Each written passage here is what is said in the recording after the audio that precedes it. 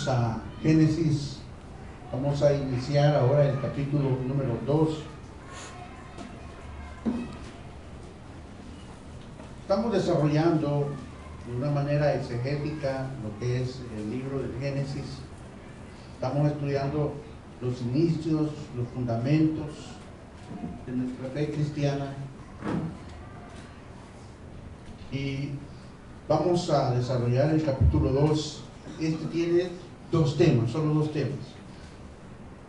Sería lo que es el día de reposo y el hombre en el huerto de Edén. Son dos temas muy preciosos. Vamos a tratar de desarrollarlos. Solo en el capítulo 1 nos tiramos 3 meses, pero no sé cuánto nos vamos a tirar en el capítulo 2. Ahora, es importante, hermano, fijarnos en uno de los aspectos que el libro del Génesis nos revela, y es que el libro del Génesis es el principio de todo, el principio de todo sistema.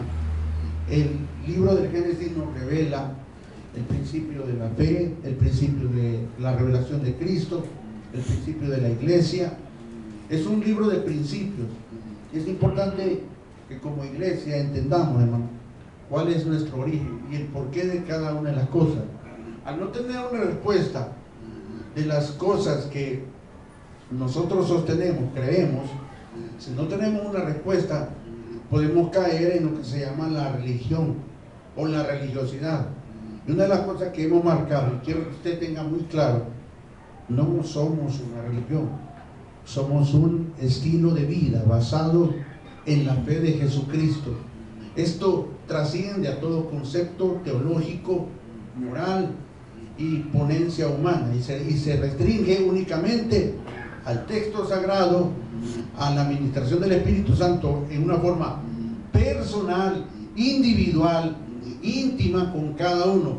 Dios no trabaja en forma colectiva, Dios trabaja en forma íntima y personal. Lo que vamos a ver ahora son lo que abarca el versículo 1 al 3 de Génesis del capítulo 2. Dice la palabra de Dios: fueron pues acabados los cielos y la tierra y todo ejército de ellos. Y acabó Dios en el día séptimo y la obra que hizo.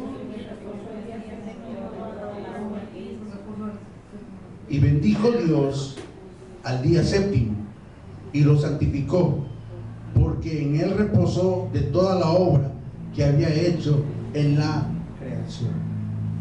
Padre, en esta hora nos presentamos delante de ti en el nombre de Jesús para pedir tu bendición. No buscamos cobertura humana, buscamos la cobertura del Espíritu Santo, buscamos la cobertura de la sangre preciosa de Cristo. Pedimos, Señor, que guardes a tu pueblo, que nos inspires a través de tu palabra y que nos fortalezca a través de tu Espíritu Santo. Llena cada vida y cada corazón aquí presente. Habla a cada uno de nosotros y que podamos descubrir cuál es nuestro verdadero reposo. Bendito seas, Padre. Bendito sea tu nombre, Padre. En Cristo Jesús. Amén y amén.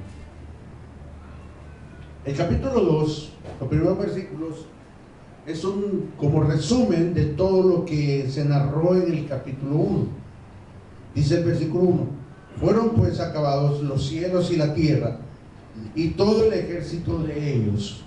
Versículo 2: y acabó Dios en el día séptimo la obra que hizo, y reposó el día séptimo de toda la obra que hizo. Pregunta: ¿se cansa Dios? ¿Reposó porque estaba cansado? No. Miren lo que dice Isaías capítulo 40 versículo 28, hermano Rico. Vamos a hablar de lo que es el reposo y vamos a mostrar que no es descanso como se nos ha dicho a nosotros. Isaías 40 verso 28, ¿qué dice? ¿No has oído que el Dios eterno es Jehová, el cual creó los confines de la tierra? No desfallece, ni se fatiga con cansancio, y su entendimiento no hay quien lo alcance. Ok. No es un reposo de cansancio, sino que es un reposo de satisfacción. Es un reposo de satisfacción. Después de ver todo lo que Dios había creado, Él se detuvo un momento y todo su ser quedó satisfecho de lo que había creado. Le digo esto porque alguien le va a preguntar, entonces Dios se cansa. No, es un reposo de satisfacción. Y en esa dirección vamos a desarrollar lo que es, hermano, el reposo de Dios. En primer lugar, el reposo de Dios, bueno, lo voy desarrollando. En primer lugar, establece, hermano, que el reposo de Dios es la satisfacción, es un gozo de toda su creación. Ahora, nuestra palabra sábado viene de la palabra hebrea que es Shabbat o el Shabbat, y la palabra Shabbat significa reposo. No es un día, es un evento en el cual Dios quedó satisfecho, donde Dios se gozó y donde Él hizo algo muy hermoso, hizo algo maravilloso. Verso 3. Ese séptimo día, el séptimo día, ¿qué hizo Dios?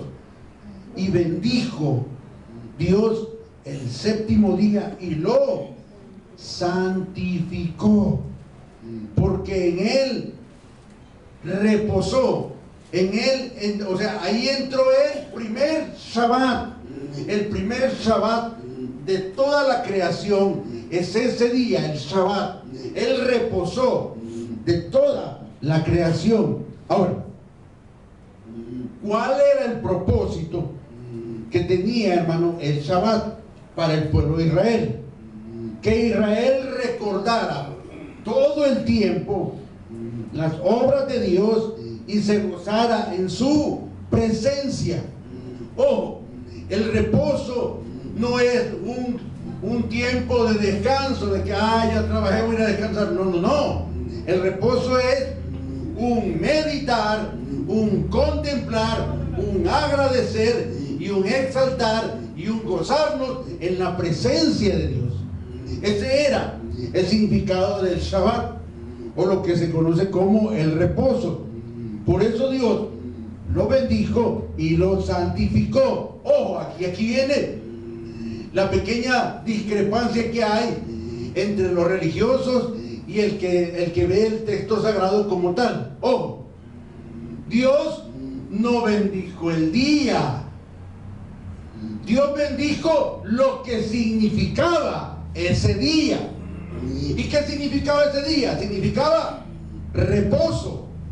No, el séptimo día significaba, hermano, un reposo. No es que Dios bendijo el Shabbat, porque el Shabbat, tomado como está aquí, puede ser cualquier día. Es como que, digamos, el día de su cumpleaños. Hay una fecha, pero tiene un día específico. Todos los años, los viernes cumple este año. ¿Verdad que no? A veces le cae domingo, a veces cae lunes, a veces cae jueves. Bueno, no importa el día que caiga, todos vos ni se acuerdan de usted. No se acuerdan. Entonces, es un evento, es un día que cae en forma indistinta. Lo mismo el Shabbat. Dios bendijo lo que en el séptimo día hizo. Y eso, hermano, es algo muy importante. Porque, hermano, este día que Dios bendijo es una figura de Jesucristo. Hermano, el séptimo día es un número de perfección, de plenitud. Y este día que Dios santificó y bendijo es una figura de Cristo. Ojo, el día de reposo es una figura del verdadero reposo que es Jesucristo. Ya no van a ser días, ni eventos, ni fiestas, sino una persona.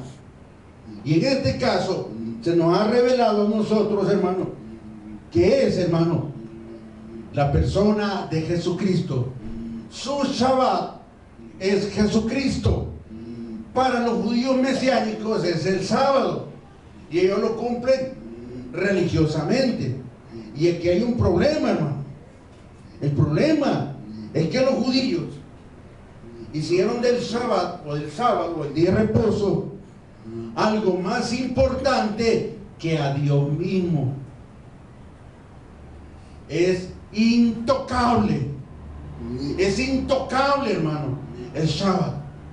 De hecho, un judío, no importa en qué parte del mundo esté, cuando se acerca el Shabbat, él deja de estar lo que está haciendo y se entrega a cumplir el Shabbat. Esté en Estados Unidos, esté en Australia o esté en Israel. Él, por su religión, está obligado a cumplir el Shabbat. Ahora, el Shabbat judío no comienza el sábado, comienza el viernes a las 6 de la tarde y termina el sábado a las 6 de la tarde. Mire, ese día como que es el día del trabajo, o más tremendo, ¿no? Se cierran todos los negocios, no hay ninguna actividad, pero es terminando el sábado a las 6 de la tarde.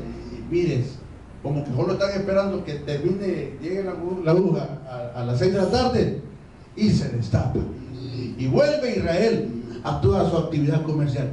Eso es religión, es una religión, y es tan fuerte y tan poderosa, hermano, que han hecho del Shabbat una idolatría, porque lo ven más importante que Dios mismo.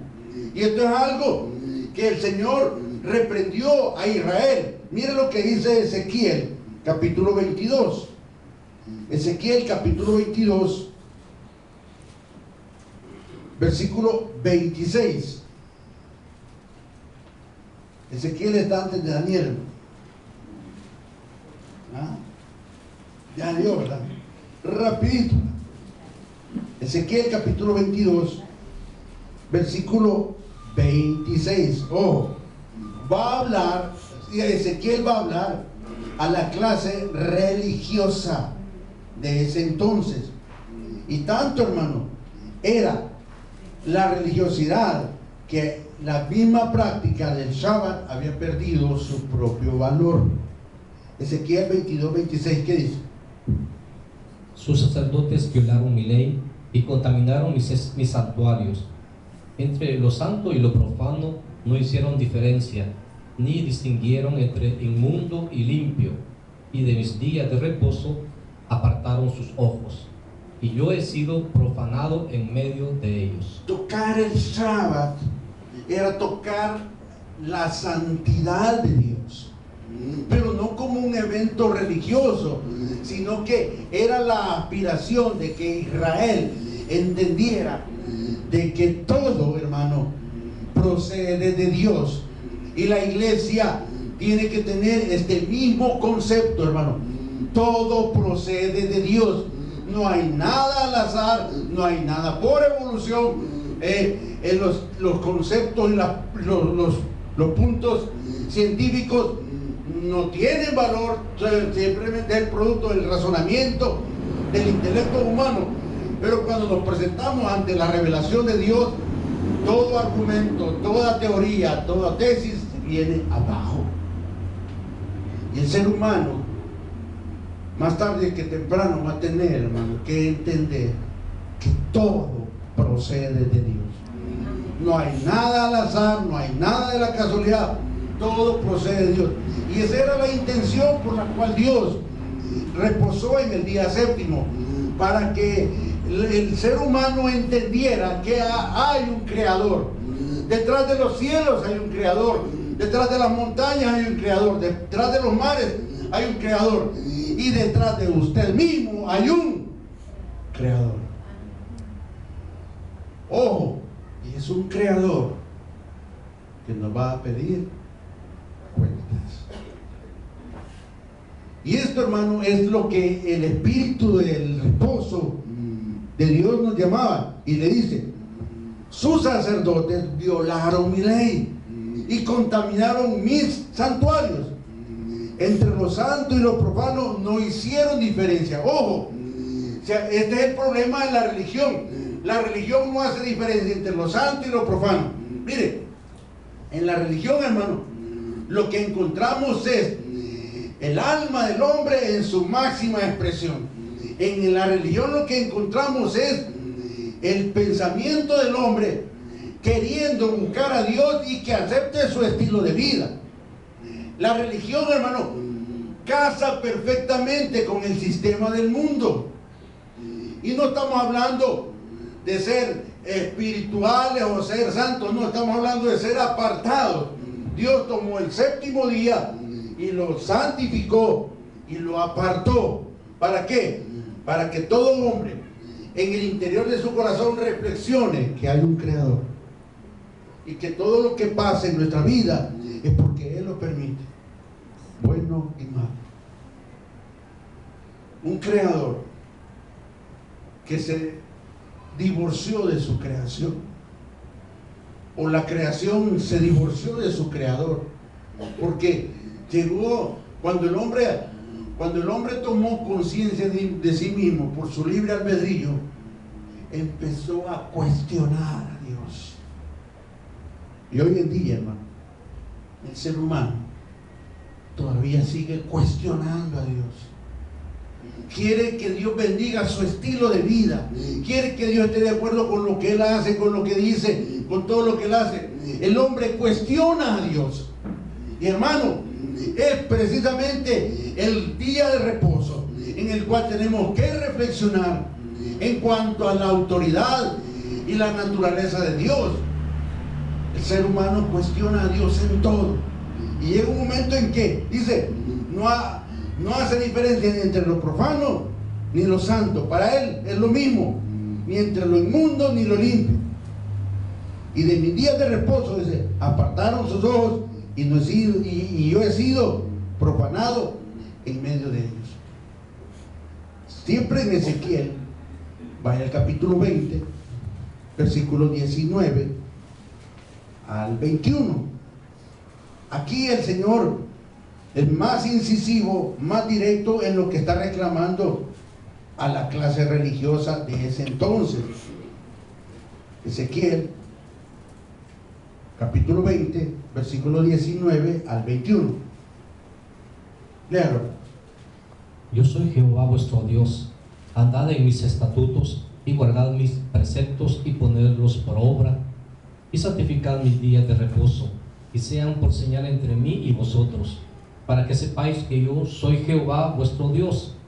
Mas los hijos se rebelaron contra mí, no anduvieron en mis estatutos, ni guardaron mis decretos para ponerlos por obra, por los cuales el hombre que los cumpliere vivirá. Profanaron mis días de reposo. Dije entonces que derramaría mi ira sobre ellos para cumplir mi enojo en ellos en el desierto. Somos responsables de nuestras acciones, buenas o malas.